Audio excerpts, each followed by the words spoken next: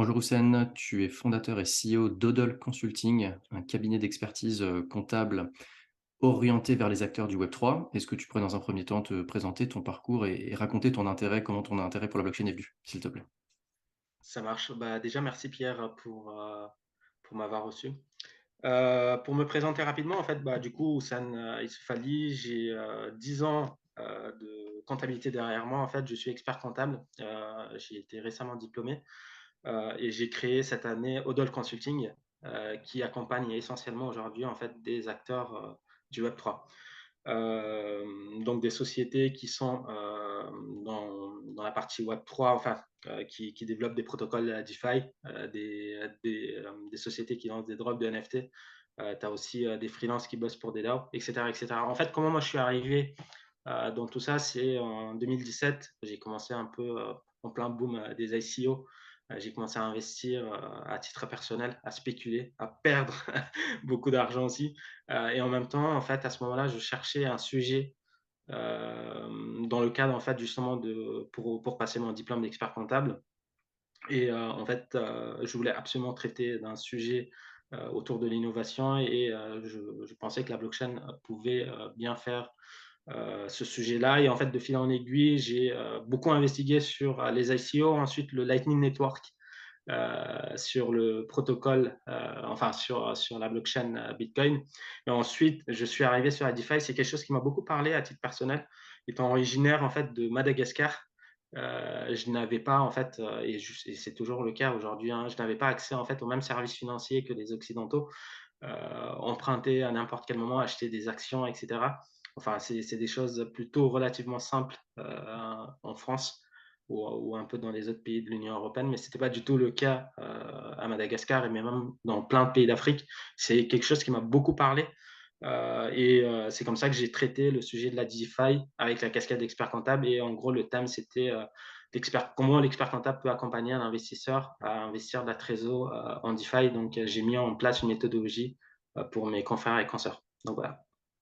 Super. Très intéressant, effectivement, Madagascar fait aussi partie des pays malheureusement qui n'ont pas accès à tous ces systèmes-là d'inclusion financière qui permet aujourd'hui la DeFi. Alors aujourd'hui avec toutes ces complexités en termes d'adoption, en termes d'utilisation, mais bon, ça arrive.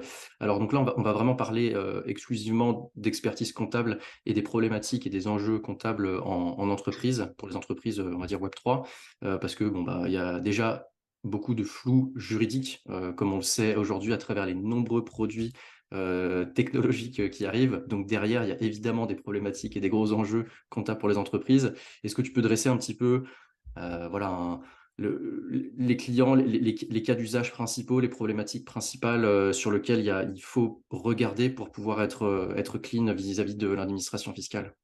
D'accord, ça marche. Ouais. C'est une question assez vague et en fait, il y a tellement de problématiques et pas forcément les réponses en face, mais ce qui est normal aussi. Enfin, la réglementation ne peut pas suivre forcément à la technologie. Aujourd'hui, en fait, juste pour te donner un peu un état des lieux de ce qui existe, tu as l'autorité des normes comptables qui a publié en fait toute une partie en fait sur la comptabilité de comment traiter aujourd'hui les ICO. Et ça date de 2019. En fait, il y a des nouveaux comptes qui ont été mis en place en 2020 sur les jetons, etc. Mais tout ce qui est relatif aux ICO, enfin, les ICO ont été traités, pardon, mais tout ce qui est relatif à la DeFi, les NFT, les métavers, le stacking, les airdrops et tout ça, c'est pas traité aujourd'hui comptablement. Pour te dresser un peu un overview de ce que moi je vois, typiquement, je vais commencer par en fait les acteurs Web 2, si je peux dire ça comme ça. En fait, il y a de plus en plus de sociétés qui viennent me voir et qui veulent placer en fait de la trésorerie en crypto, ils font face en fait à diverses problématiques. Les premiers, c'est autour de la crypto comptabilité. Aujourd'hui, en fait, comme tu n'as pas vraiment de compte comptable et même avoir des comptes comptables sur les cryptos, c'est compliqué parce que en fait, en fonction de ton activité, en fonction de ce que tu comptes faire de tes cryptos, tu as la comptabilisation qui est différente. Ce n'est pas le cas, par exemple, pour je ne sais pas, des dépenses classiques, j'ai envie de te dire. Si je prends le cas d'un trader qui est censé acheter et vendre sur un laps de temps assez court des cryptos, ça ne se comptabilise pas de la même manière que ce soit en actif ou en compte de résultat, ces cryptos-là. Tu as ensuite ceux qui investissent justement de la trésorerie qui veulent acheter, je sais pas, du Bitcoin à long terme, qui placent, tu as une comptabilité qui est différente pour ça. Et tu as ceux qui achètent en fait juste de la crypto pour pouvoir payer leurs clients, enfin pour pouvoir recevoir, pardon, des cryptos de leurs clients ou pour pouvoir payer leurs fournisseurs. Bah, ça, typiquement, c'est aussi une compta qui est différente. Donc, tu vois, rien qu'avec ce cas de figure assez simple, tu as différents cas, enfin, tu as différentes possibilités en termes de comptabilisation. Ensuite, tu as toute la partie NFT. Ça, c'est c'est un des parties les plus complexes. Aujourd'hui, au niveau des NFT, on est incapable de dire bah, est-ce que c'est de l'actif, est-ce que c'est du compte de résultat, quelle fiscalité appliquée. Par exemple, pour te donner un peu des cas d'exemple, on a les cas d'exemple des Member Pass qu'on voit assez régulièrement en ce moment. La semaine dernière, il y en a eu un, si je ne dis pas de bêtises, concernant The Big Well, qui offrait un Member Pass à vie. Avis. À ceux à vie, ouais, à vie à ceux qui achetaient bah, du coup enfin avis au service, en fait, accéder à vie au service de The Big Well. Mais The Big Well, en fait, tu as plusieurs problématiques du côté de l'acheteur. Est-ce que tu mets ça à l'actif ou bah, c'est juste des services et du coup, tu mets, par exemple, comme ça te donne typiquement un des premiers accès que The Big Well donne, c'est un accès à leur Discord, à leur magazine, etc. Et tout. Est-ce que ça ne se mettrait pas en compte de résultat? Ça, c'est un premier point.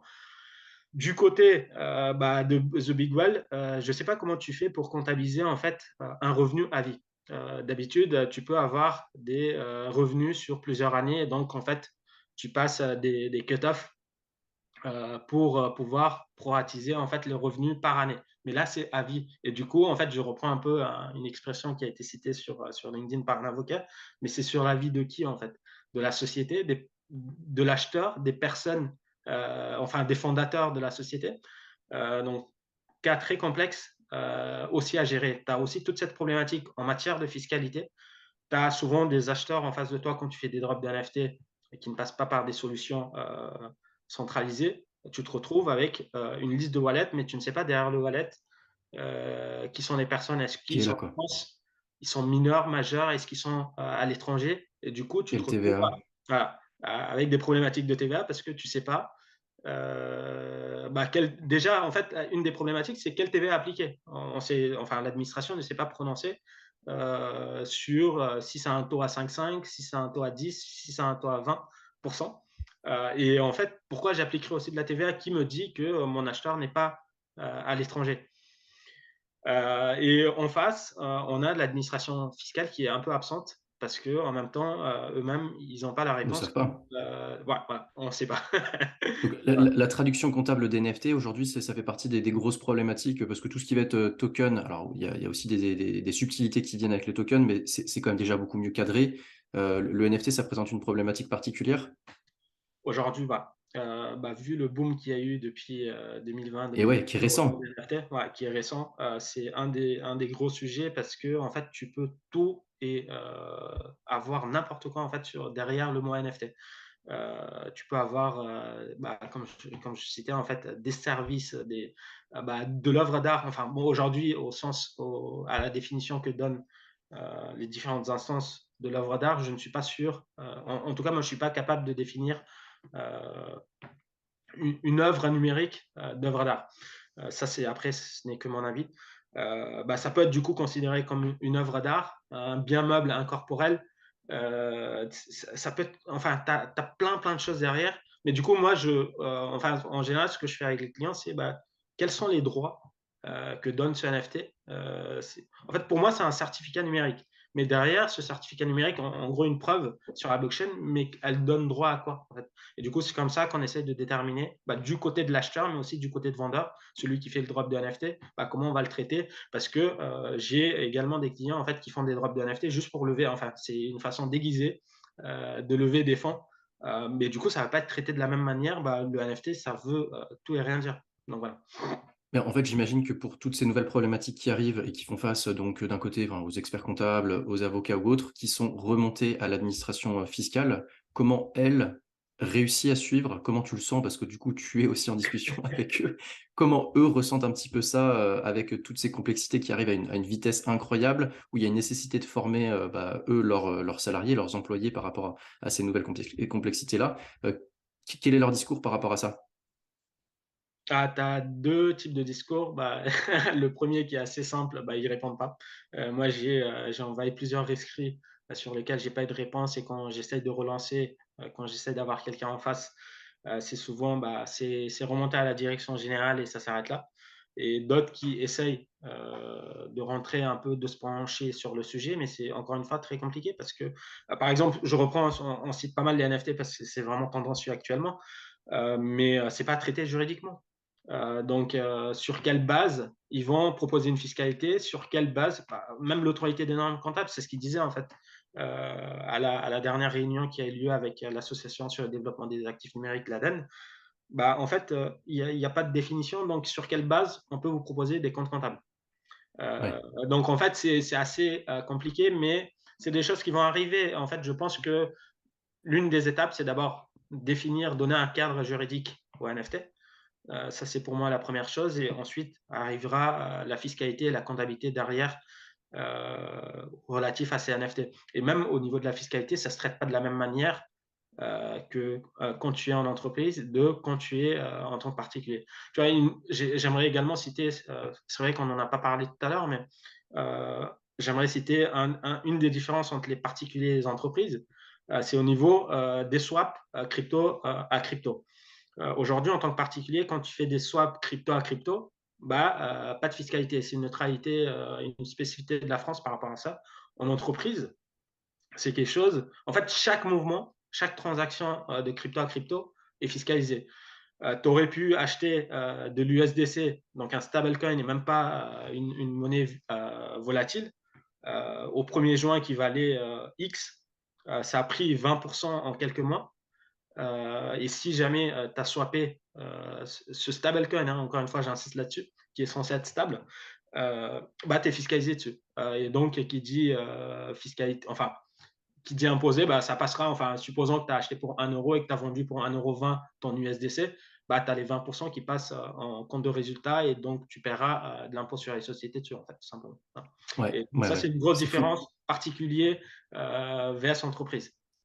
Pour le coup, oui, là, en l'occurrence, nous, on a la chance de pas être taxé sur ces swaps, crypto à ce En tant jour que et j'espère que particulier. ça Ouais. ouais, en tant que Mais particulier, mais après, ça a ses avantages et ses inconvénients. Attention, la, la formule qui est utilisée pour les particuliers, elle est vraiment très complexe. Hein.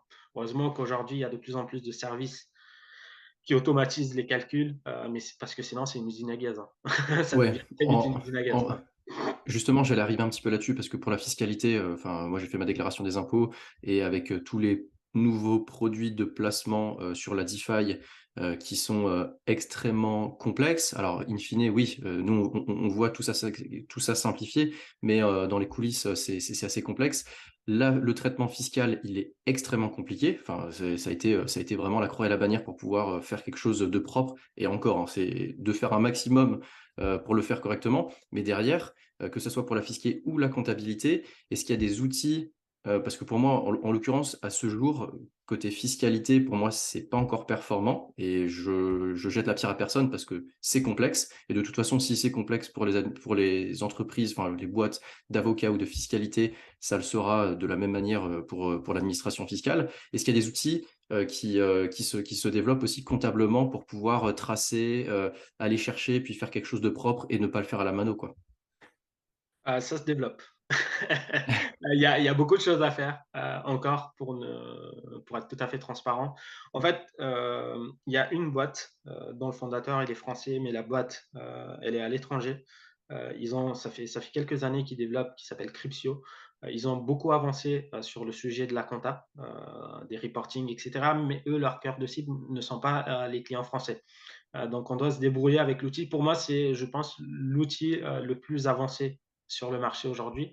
Mais après, côté français, tu as deux outils qui ont été développés récemment, dont un par un expert comptable. Enfin, deux experts comptables sur le sujet qui s'appelle Crypto Accounting et le second qui est fait par un avocat et des développeurs qui s'appelle Compta Crypto. Mais encore une fois, ça ne répond, enfin, ça répondra jamais à tous les besoins des clients parce que eux, ils développent sur la base d'une compta qui doit être définie. Le problème, c'est que comme on disait un peu tout à l'heure, bah, la DeFi, on ne sait pas comment la comptabiliser. Les NFT, on ne sait pas comment les comptabiliser. Donc, même si eux, ils sortent des outils pour automatiser tout ça, mais quel compte ils vont développer, enfin, ils vont programmer pour pouvoir Avec des automatiser ça, parce hypothèses, qu'on n'a pas en face des le comptes, cadre juridique. voilà, le cadre juridique. Mais c'est quelque chose qui est, voilà, qui est en cours, qui avance et je pense que ça va pas mal aider les confrères aussi à prendre la main sur le sujet parce qu'aujourd'hui, moi, j'ai beaucoup de clients qui viennent me voir, qui me disent, bah, en fait, l'expert comptable ne veut pas que j'investisse en crypto. Il y a t'as la partie sceptique, ça je peux comprendre, mais tu as aussi la partie, bah, parce qu'ils ne savent pas gérer la crypto-comptabilité. Et c'est quelque chose qui est très complexe, hein, en fait. C'est pas à la portée de tout le monde. On n'est pas forcément mieux rémunéré pour ça. Et pourtant, en face, on a pas mal de diligence en plus à faire. Et bah, du coup, pour ça, en fait, c'est pour ces raisons-là qu'ils refusent que les clients en fait fassent de la crypto alors qu'ils disent bah, allez voir quelqu'un qui savent le faire parce que ça devient très complexe. Et ouais, Il y a un cas, il n'y a pas très longtemps, hein, ça n'avait, enfin, il y a quelqu'un qui m'a appelé pour me dire en fait qui avait une boîte dans le ménage, je crois, si je dis pas de bêtises, et qui m'explique en fait qu'il a acheté quelques cryptos et qu'il était en train de faire son bilan et enfin, que son comptable ne savait pas gérer et comment je pouvais l'aider. Donc je lui dis, bah, qu'est-ce que vous appelez quelques cryptos? Il a insisté, oui, non, c'est quelques transactions, machin, etc. Et tout. Je lui dis, envoyez-moi vos transactions et j'analyse un peu la situation et après, bah, je vais vous dire ce qu'on peut faire ensemble, etc. Sachant qu'il y avait une deadline, il m'a contacté là, il y a même pas une quinzaine de jours pour un bilan qui devait être fait au 30 septembre. Donc déjà, la date était dépassée. Et ce qui s'est passé, c'est que quand il m'a envoyé, il y avait plus de 700 transactions. Donc juste d'achat-vente, on ne savait même plus quelle était l'activité principale de la société. Est-ce que le dirigeant en question a commencé à devenir un trader ou en fait, bah non, en fait, il a juste un peu abusé de la trésor de sa boîte pour pouvoir faire du trading sur ces cryptos-là. Donc voilà, ouais. c'est assez complexe à gérer et c'est vraiment du cas par cas. Ouais, je vais changer un petit peu de sujet, pour savoir un peu le profil de client qui vient te voir, parce que ça reflète aussi le type de taille d'entreprise ou de domaine qui s'intéresse en termes d'arbitrage, de trésorerie, à mettre, partiellement en crypto, par exemple. Est-ce que ça va être plus des TPE, des PME, des boîtes un petit peu plus grosses? Et si tu peux donner aussi des narratifs de domaine, s'il te plaît? Alors moi, je cible essentiellement des TPE-PME de mon côté. Donc, tu as d'autres confrères qui traitent des grosses structures actuellement. Euh, et après, tu as diverses problématiques derrière. Hein. Donc, en fonction de la taille, enfin, en TPE en général, tu as un associé, bon, tu n'as pas trop de problématiques dans le sens où bah, c'est lui qui va gérer son wallet, ou etc. Mais quand tu as plusieurs associés, tu peux avoir cette problématique de bah, qui va gérer le wallet. Euh, Plusieurs signatures, à partir de quel montant est-ce qu'on peut attribuer ça au comptable ou au directeur financier quand tu es déjà dans le cadre d'une PME. Quid de comment on va gérer les problèmes s'il y a un problème entre associés, mais aussi vis-à-vis du salarié qui est absent, qui est en maladie, qui est en longue maladie. Donc c'est en fait après c'est des process qui sont un peu classiques hein, du monde classique, j'ai envie de te dire, dans le sens où bah, quand tu as plusieurs comptes bancaires ou même quand tu as un compte bancaire, on va te donner la signature à qui va signer les chèques, qui va faire les virements, etc. Donc c'est un peu les... Sauf que là, tu te retrouves des fois avec des problématiques euh, De au niveau multisig, du de... wallet. Voilà. Sauf que le problème ici, c'est que en fait, souvent en face, tu es dans un monde décentralisé, c'est-à-dire que tu n'as pas vraiment de SAV. Bon, quand tu as un Kraken Pro ou un Binance Pro, tu peux encore résoudre. Mais quand tu as que des MetaMask ou des ledgers à gérer, bah, s'il y a un souci, ça devient vite compliqué en fait de résoudre ces soucis-là parce que tu n'as pas le SAV pour récupérer si le Bitcoin était envoyé à tort. Donc voilà. OK. on va arriver sur la fin de l'interview. Houssen, moi, pour la fin, est-ce que tu aurais alors pour les entreprises, hein, j'entends bien, pas pour les particuliers, mais pour les entreprises, est-ce que tu aurais des conseils importants en fonction de ce qu'ils font? Alors, il y a Web 2 et industrie qui commencent à basculer doucement dans cet univers-là. Et puis, tu as aussi les Web 3 natifs qui font ça au quotidien. Est-ce que de manière et d'un point de vue expert comptable, tu as des conseils, des préconisations si ce n'est que d'aller voir un bon expert comptable pour être sûr. Alors non, je ne suis pas assez légitime pour donner des conseils, mais en termes de recommandations, en fait, au niveau des Web 2 qui font de la transition Web 3 ou qui essaient du Web 3, entourez-vous des bons professionnels, hein, et je ne parle pas que des experts comptables qui sont spécialisés en crypto, mais tu as des fiscalistes, tu as des avocats et d'autres professions qui maîtrisent bien ces sujets-là. Donc, entourez-vous des bonnes personnes.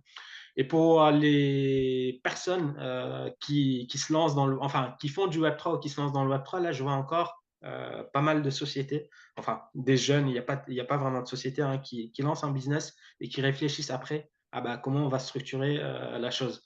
Moi, j'ai eu des personnes en plein bulle qui ont lancé des marketplaces de NFT qui ont eu plusieurs millions et maintenant qui se retrouvent avec des problématiques de cash out. Bah, ils ne savent pas comment cash out parce qu'ils vont être fiscalisés à fond à titre personnel, mais comment on va gérer aussi parce que le wallet ou les wallets appartiennent à qui? Parce qu'on n'a pas forcément, quand ils sont plusieurs associés, encore une fois, je reprenais l'exemple d'avant, bah, qui va prendre en main bah, la fiscalité à titre perso ou alors à pro, mais comment on va gérer? Donc en fait, j'ai envie de dire, quand vous lancez, quand vous faites un, bon, c'est vrai que c'est difficile administrativement de lancer une boîte, on ne sait pas si ça a marché, etc.